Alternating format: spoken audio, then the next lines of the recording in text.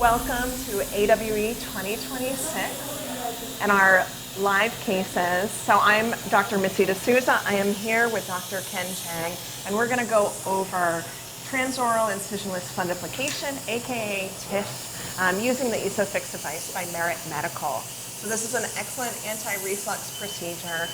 It's indicated for patients who have proven reflux disease. Really exceptional when for standalone TIF if they have an AFS grade 1 or 2 valve. And then we also use it combined with my surgical repair of the hiatus, where I'll go and I'll perform that in a minimally invasive fashion, and then have my partner Ken come in and perform a fundoplication on the patient. So standard workup beforehand includes pH testing, perform an endoscopy ahead of time to assess the anatomy, look for any esophagitis, which we may want to heal, treat with PPI or PCAB beforehand, and some form of motility testing is typical for us before these patients undergo the TIF procedure. So I'll hand it off to you, Ken. Show us what this is all about. Thank you, Missy. So I'll call your attention to the endoscopic view. Jeff Cole's handling the scope, and you can see the scope is coming out of this side port. We delivered the device over the scope, and now it's positioned through the side port so we can see a nice view. And before I start, I want to just show you some of the parts of the device. So you see that blue segment, just above that there's this shiny segment, and that shiny piece is where the sharp stylet and fasteners come out. And on the opposite side in that are two windows, and those are the receiving side. So the fasteners are going full transmural through the esophagus and stomach. I'm showing that to you now because in a bit you won't see it because it'll be up in the esophagus, because this is an esophagogastric plication. All right, so now with that little intro, I'm going to go to the posterior corner, and I have a helical retractor here, which is inside the groove, and I'm able to advance that so that it grabs onto tissue, and we're going to show that to you right here. We're going to grab onto tissue right here, and I'm going to rotate into the tissue. Typically it takes about 3 turns, and we're grabbing tissue really well now. And I'm going to open and we're going to now set the device. So setting the device, just pull it back to the proper position relative to the esophagus, right about there.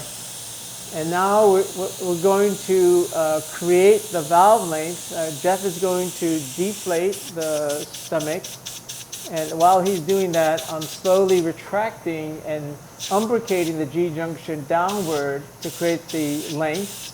So now I've created the length, and now I'm going to do the wrap. I'm going to start rotating now, and Jeff is going to continue to deflate, and I'm rotating to about there, and then I'm going to close the tissue mold, lock, suction on, and then I'm going to take the tension off. I'm going to push downward to reduce. We call that pushing off the diaphragm. And then I'm going to fire by squeezing the trigger handle, and that just fired the 2 H-shaped polypropylene fasteners. And we're going to now open up the tissue mold, and we see the 2 fasteners already in that posterior segment. So now I'm going to go ahead and do the second plication. So I'm still at the same position. I'm going to have Jeff deflate again. And this time I'm going to retract, but a little bit lower on the valve, a little bit less aggressive on the retraction, but a little bit more aggressive on the rotation. So I'm going to rotate a little bit farther, and then close the tissue mold, lock, suction on, and I'm going to push off the diaphragm, and I'm going to fire here. So that's the second plication, and I'm going to reload here.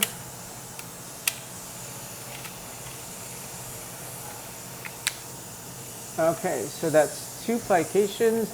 I'm going to open the tissue mold, and I'm going to come off the tissue. So that's 2 plications placed in the posterior corner. And we're going to show them, go left, Jeff, to show them that posterior corner is well done. Now we're going to go to the anterior corner. So Jeff is going to follow me. And we're going to the anterior corner. All right, so I'm going to grab some tissue here.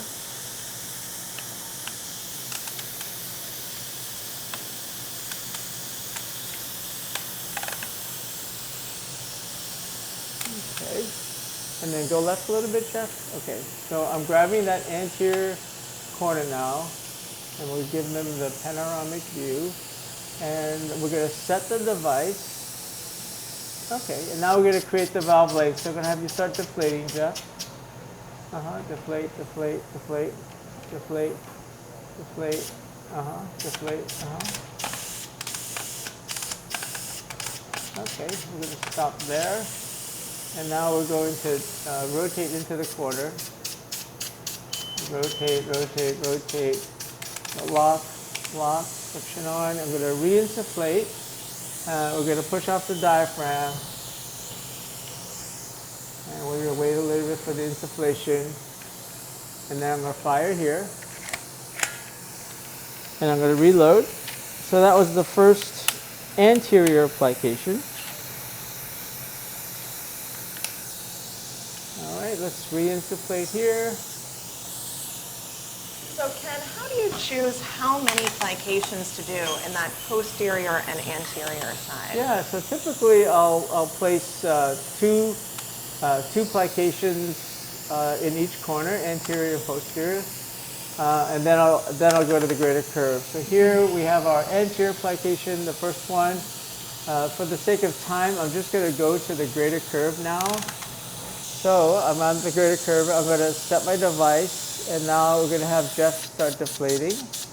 Deflate, deflate, deflate, deflate, deflate. Okay, that's good length. We're going to lock, lock, friction on, re-deflate, push off the diaphragm. And we're going to fire. And we're going to reload.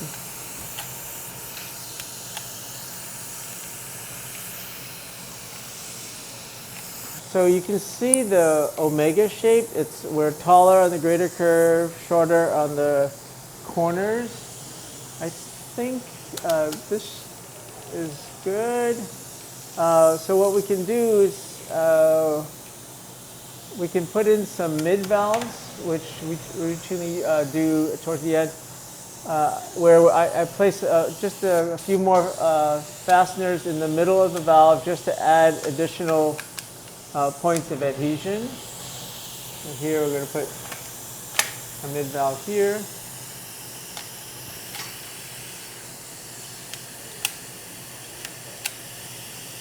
I think these mid-valve sutures really add to the stability as well of this fundification. You know, surgically, these are hard to place. Those mid-valve sutures require extra stitches so that you can do it fairly easily with a TIF device. Yeah, so I'm going to put some right in here. You go left a little bit, Jeff? Left a little bit? Yep. Okay. So I placed a couple of mid valves now, and I think for the sake of demonstration, this should be sufficient.